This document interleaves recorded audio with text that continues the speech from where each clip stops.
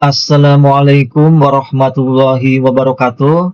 Halo teman-teman semua, saya Asep Asafa. Di video ini akan berbagi tutorial cara update browser Microsoft Edge di Windows 11.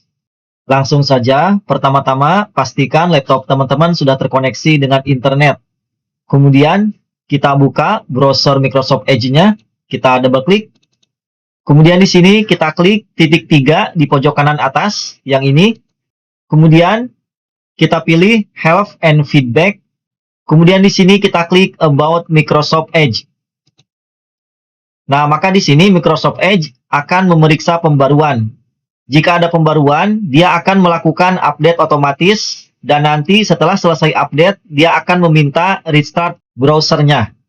Nah, di sini tadi dia sudah memeriksa pembaruan dan di sini keterangannya Microsoft Edge saya sudah up to date.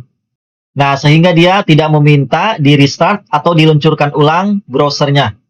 Nah, jadi seperti ini teman-teman cara update browser Microsoft Edge di Windows 11. Silakan dicoba dan semoga video tutorial ini bermanfaat.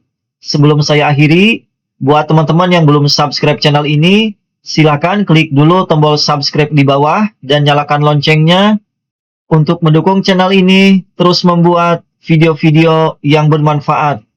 Sekian dan sampai jumpa lagi di tutorial saya berikutnya. Terima kasih.